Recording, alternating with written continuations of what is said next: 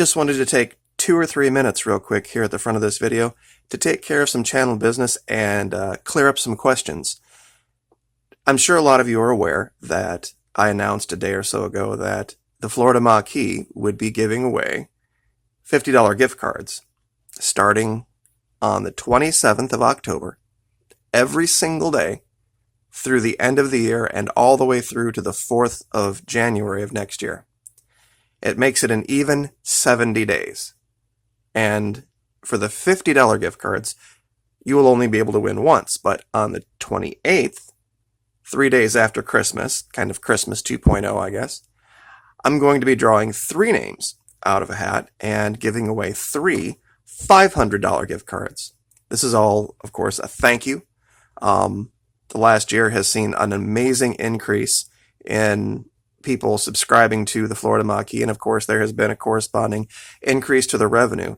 And I'm always a big proponent of giving back and letting people know that it's not all about money, that there's a lot more at stake here.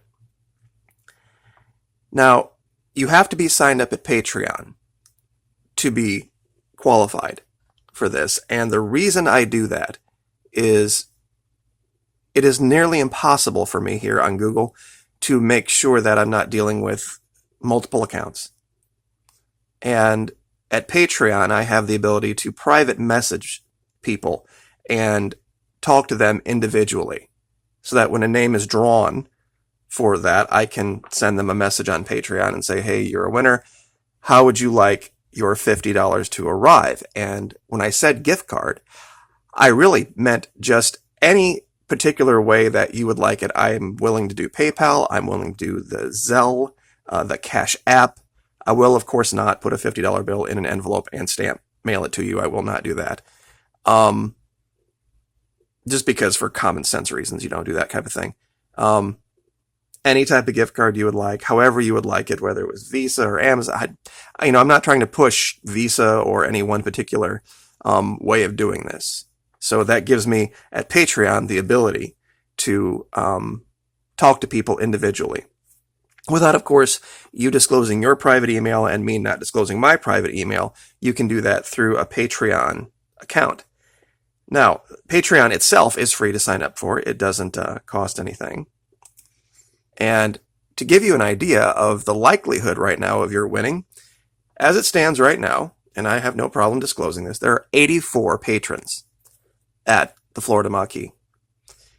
Now, like I said, for the $50 gift cards, we're giving away 70 of them. And no one is going to win twice, at least at the $50 level. So right now, of 84 patrons, it makes about an 83% chance of you winning. So, and like I said, on the 28th, we're going to be drawing 3 $500 gift cards to give away. And of course, everybody's name will be in for that.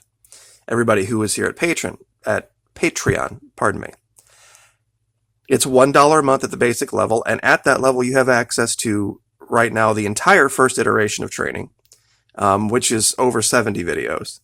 And every week, every Saturday, the $1 level gets a brand new psychological operations training video. At the $5 level, of course, you have access to the top secret level and the secret level. And as you progress up, you have access to more videos. It tops out at the $20 level for Maquis Masters, and the Maquis Masters have access to 5 training videos a week here. And so we try to stay with the schedule to the very best of our ability. Occasionally, at the very top level, the Maquis Masters and the Maquis Roundtable have joint training briefs, just because a lot of the things that are done at that level dovetail with each other, and it makes life a lot easier. So, without any further delay, would love to see you guys here and participate in the training. You can learn things about how the media manipulates the story and uses tricks of logic, tricks of syntax, and false equivalencies to make you believe things are true that are not true. So, with all that having been covered, let's get down to Antarctica. Now, we're going to start here real quick. This is, of course, an image of a winged serpent. This is actually right off of a wall found in Egypt. South America refer to them as Quetzalcoatl. We've seen images like this, the head of a serpent, with some type of a flare or a mane around it. This is a bit more of a artistic rendering of what they believed it was. But one of the things that we always saw in these representations is, of course, the head, and then the neck, and then about a quarter of the way down, this is where the wings were, and then the rest of the body. So I found something down in Antarctica that I think you guys will find very, very interesting. Now, this region that I've covered before has a lot of different things in it. And I'll zoom out real quick, just to give you guys a basic idea of where it is. It's down here. Here's, of course, where Argentina would be. And if you come down here to this large bay opening, you come to this region where I found just tons and tons of things. And of course, one of the tricks that you absolutely have to use is changing the perspective. You have to look at this as if you're in a plane coming in for a landing. And a lot of these we've covered in other videos, the artificial river launch site, the Red Falls.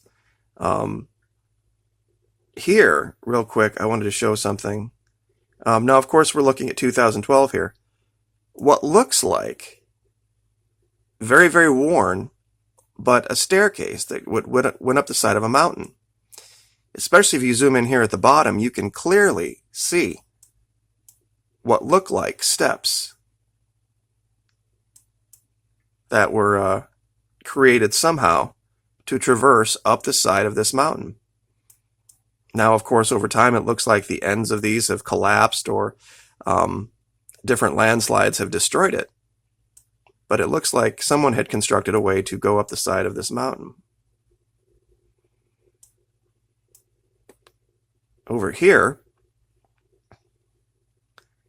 the first thing I thought was this was a rock. But then I thought, what if this was actually the stump of a tree? Now, strangely enough, at the edge of this, whether it's a rock or whether it's the bottom of a very, very large berry tree, we see something that looks strangely like the carved head of a serpent with some type of a headdress. I mean, that's pretty distinct, pretty clear that that's what that is. And to go back real quick to this, when you see that, and then you see that, that's pretty clear to me. I don't know about you, but that's, and there's a smaller one here, and it looks like there might be one on the backside over here.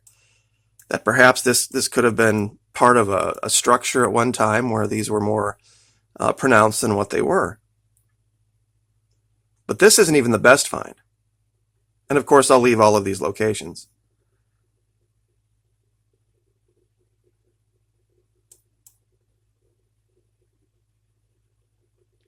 Over here,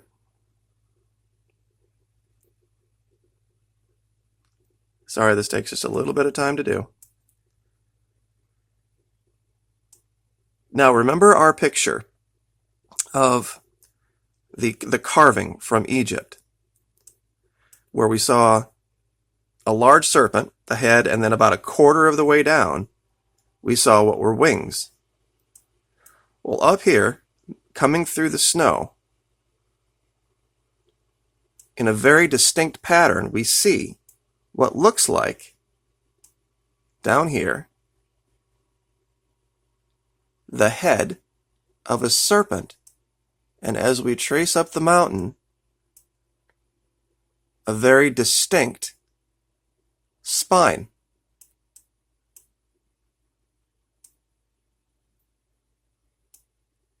And it's very, very different than other, like, quote-unquote, rock ridges. It's very uniform. It's very straight. It almost looks like vertebrae. And then, of course, strangely enough, we'll zoom out here. Here's where the head would be, where all of the pictures said the wings would be, is this area here where the snow's all disturbed, where these wings might have just caused some type of a different impression underneath the snow, and you can see how far out this impression goes. That this might have been the final resting place of one of these large serpents. And we'll do a quick measure here.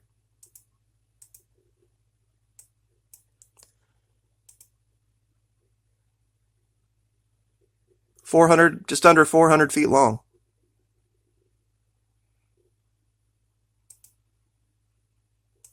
And the reports of these is that they were giants. And it's very difficult to see, but down here there is very clearly, let's see if I can, the opening of the mouth would have been here, and then here's an eye, and then here's an eye. Here's where the skull is right here. And what's odd about this is that if you look at the region where this is, there's this large flat plain on top of the mountain where it is said that Quetzalcoatl lived on top of a mountain, but that he was born in, or she, I guess, I don't know, in this pool.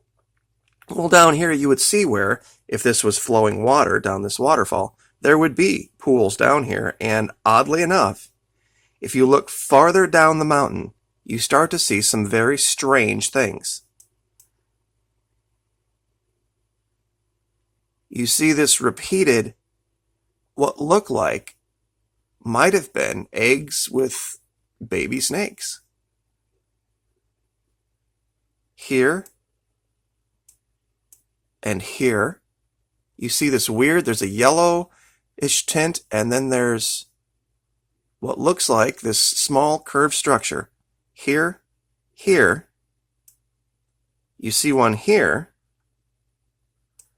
and then farther down the mountain, you see even more of them. Here, here, here. There's like 7 or 8 of them right near this. And like I said, I will give you the coordinates for this, and you can look at this for yourself. But when you look at this, and you see this very distinct spinal structure, the skull here,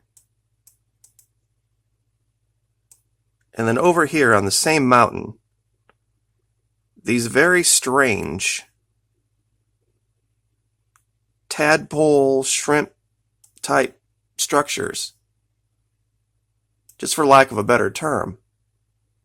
You know, here, that would make 3 of them, 4 of them, 5, 6, 7. I count at least 8 in proximity. And then you look at this, and this. And this is what people actually scrawled on the side of a wall. This isn't an artist's representation. This is right from Egypt. It makes you think. It really does. Given the ties that we've been able to clearly establish between Antarctica, South America, and Mexico.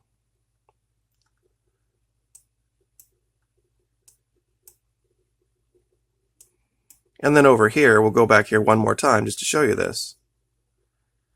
This just sticking out of the rock here. We have what's very, very clearly the carved head with some type of a, I don't know what over here, whether it's the top of this or whether this is another statue facing 90 degrees away. It's very clear that this is something that was not a natural formation. This is hand of man.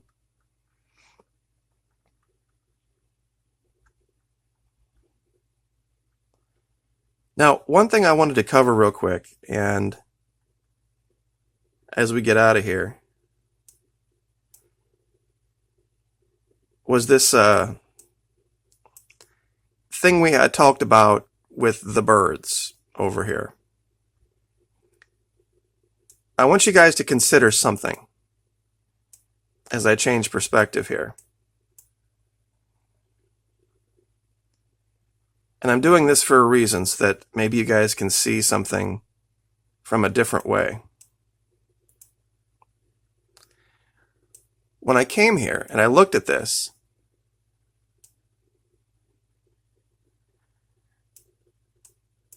I forgot to let you guys know that this was the side of a mountain. This wasn't flat. This wasn't on the ground, what you were looking at. This would have been what it looked like from the ground.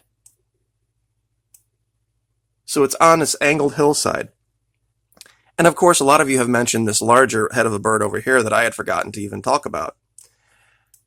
Is it possible that what you're looking at here was done in relief, meaning that this picture of the human figure kneeling, worshiping this bird, and this bird could have been done where they just raised the rocks, so to speak, a little bit higher than all of the rocks around it.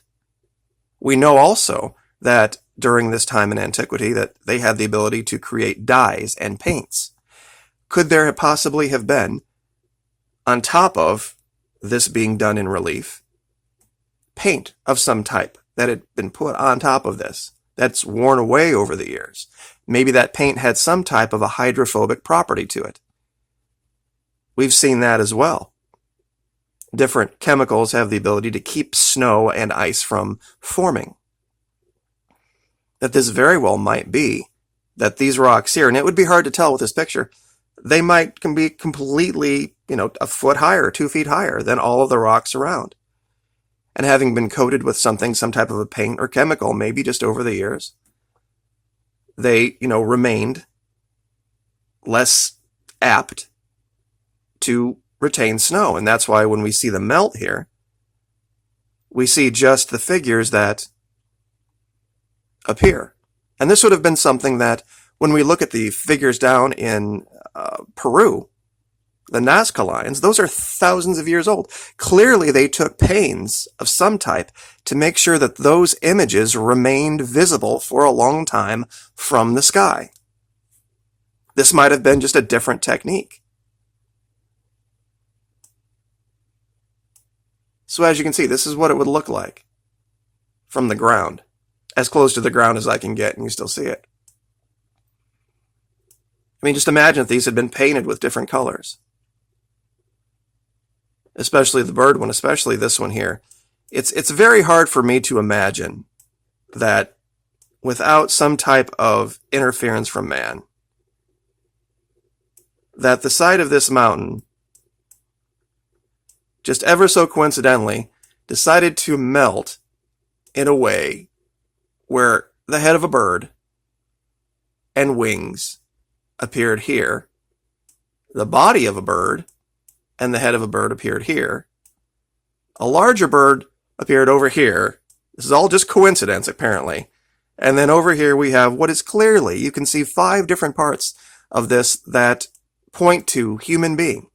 Feet, shins, thighs, trunk, arms, head. I mean, and you can zoom out from a long way away. In fact, I was when I found this, especially the bird, and see this on the side of this mountain. We also know that a lot of these cultures venerated mountain-dwelling types of beings. I personally think it's one of the reasons that people began building pyramids, is because they wanted to build basically a human-made mountain, attempting maybe to bring the gods to them, so to speak. But that's just a personal belief. So, strangely enough, though, the last place we'll leave about talking about winged serpents. You see, there was another winged serpent I wanted to show you guys. It was this winged serpent that arrived in New York in 1982. Kind of an interesting name for a winged serpent, don't you think? Interesting year, too. 1982. 1982 was the same year that the U.S. entered in massive recession, and a certain building opened up. And you can look this up for yourself. Isn't that odd that between here and the time that a certain person took office, 34 years, took place, we had this happening in 82, we had this happening in 82, we had the largest cash heist ever in the history of the world, $9.8 million in New York as well. So be careful who you watch, be careful what you follow, and be a guardian of your eyes and your ears, your gates of your mind. It's one thing we teach at the Patreon channel. So I will leave it there. And let you ponder the idea of winged serpents and what they might be capable of. Like, share, subscribe.